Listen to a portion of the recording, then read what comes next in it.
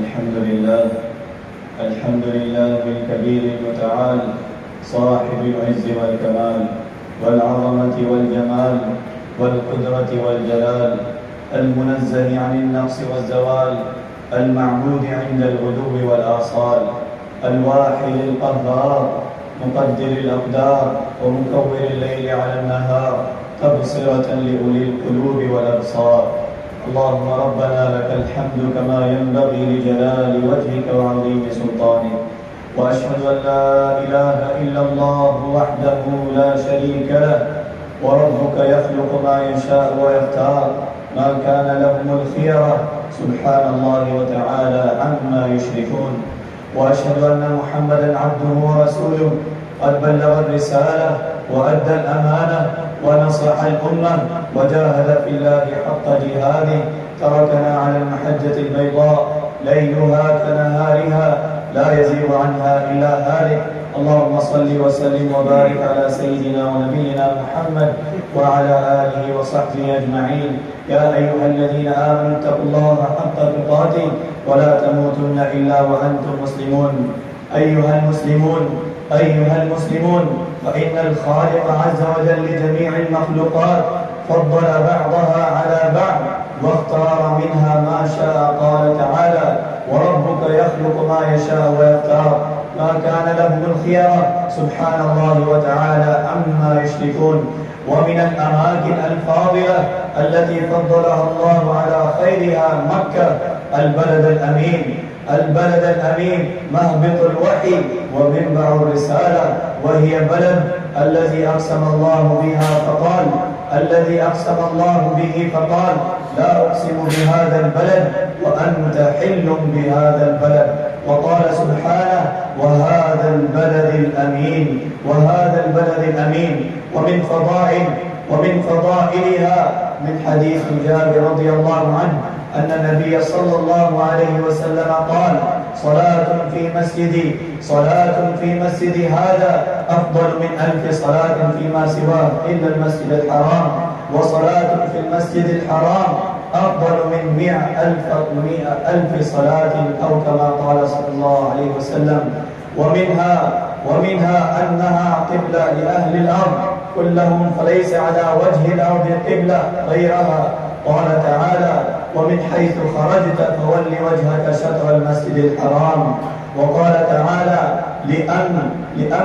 الأمن لداخل الحرم ومن دخله كان آمنا. ومن فضائلها أن الله اختار لمناسك الحج وجعل القصد إليها عبادة ترفع بها الدرجات وتمحى بها السيئات. وأن النبي صلى الله عليه وسلم قال: من حج لله فلم يرفث ولم يفسق رجع كيوم ولدته أمه. ومنها أن مكة خير البلاد وأحب إلى الله ورسوله صلى الله عليه وسلم. أن النبي صلى الله عليه وسلم قال: والله إنك لخير أرض الله وأحب أرض الله إلى الله، ولولا أني أخرجت منك ما خرجت. وعن ابن عباس رضي الله عنهما قال رسول الله صلى الله عليه وسلم لمكة: ما أطيب من بلد وأحبك إلي، ولولا أن قومي أخرجوني منك ما سكنت غيرك، أو كما قال عليه الصلاة والسلام. ومنها أن الرحال تشد إلى غير المسجد الحرام ومسجد النبي صلى الله عليه وسلم ومسجد الأقصى. وعن أبي هريرة رضي الله عنه أن النبي صلى الله عليه وسلم قال: لا تشد الرحال إلى 3 مساجد: المسجد الحرام ومسجد رسول الله صلى الله عليه وسلم ومسجد الأقصى، أو كما قال عليه الصلاة والسلام.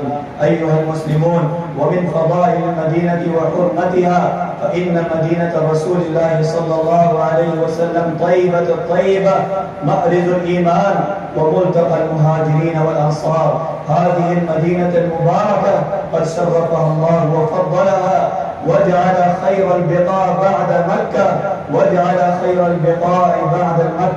وعن أبي هريرة رضي الله عنه أن النبي صلى الله عليه وسلم قال: يأتي على الناس زمان يدعو الرجل ابن عمه وقريبه هلم إلى الرخاء، هلم إلى الرخاء، والمدينة خير لهم لو كانوا يعلمون، أو كما قال عليه الصلاة والسلام.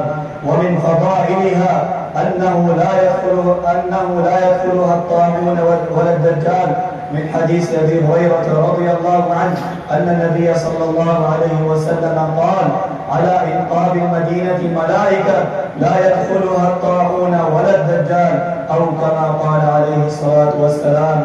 ومنها أن في المدينة مسجد قباء، وصلاة فيها تعدل عمرة، أن النبي صلى الله عليه وسلم قال: من خرج حتى يأتي هذا المسجد، يعني مسجد قباء، فيصلي فيه كان كعدل عمرة، أو كما قال عليه الصلاة والسلام. ومنها فضل الروضة الشريفة، أن النبي صلى الله عليه وسلم قال: ما بين بيتي ومنبري روضة من رياض الجنة، ومنبري على حوضي، أو كما قال عليه الصلاة والسلام.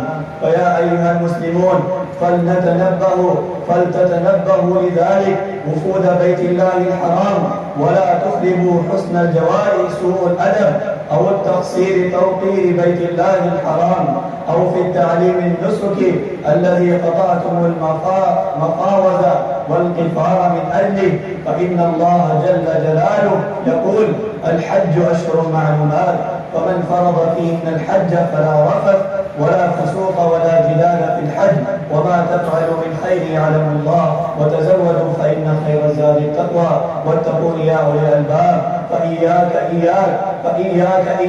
أيها الحاج، إياك والرفث، إياك والفسوق، إياك والجدال في الحج، لأنها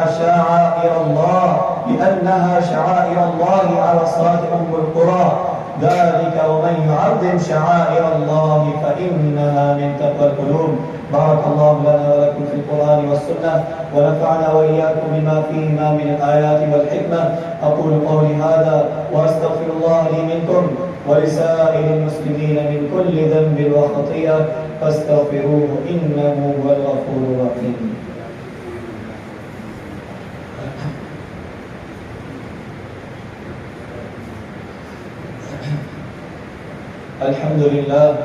الحمد لله على إحسانه، والشكر له على توفيقه وإتمامه، وأشهد أن لا إله إلا الله وحده لا شريك له، وأشهد أن سيدنا محمدا عبده ورسوله.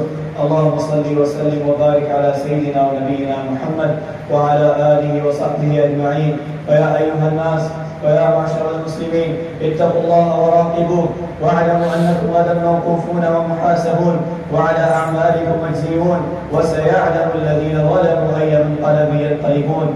ولا تموتن إلا وأنتم مسلمون، واعبد ربك حتى يأتيك اليقين. هذا وصلوا وسلموا على رحمة المهداة ونعمة المسداة، فقد أمركم بذلك ربكم جل في علا، فقال قولا كريما: إن الله وملائكته يصلون على النبي يا أيها الذين آمنوا صلوا عليه وسلموا تسليما.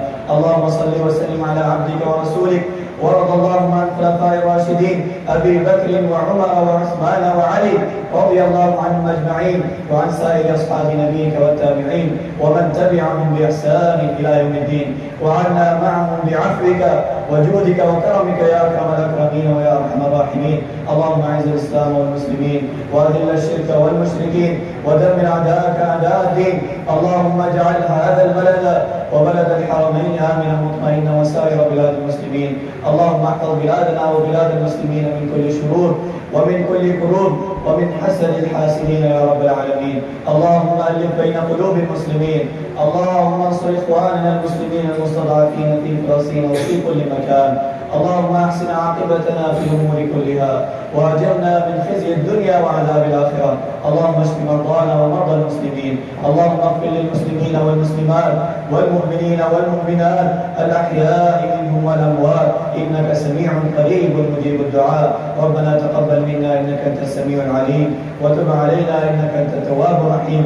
ربنا آتنا في الدنيا حسنة وفي الآخرة حسنة وقنا عذاب النار.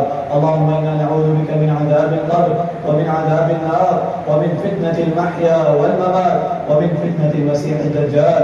عباد الله، إن الله يأمر بالعدل والإحسان وإيتاء ذي القربى وينهى عن الفحشاء والمنكر والبغي يعظكم لعلكم تذكرون. فاذكروا الله العلي العظيم يذكركم واشكروه على نعمه يزدكم ولذكر الله أكبر والله يعلم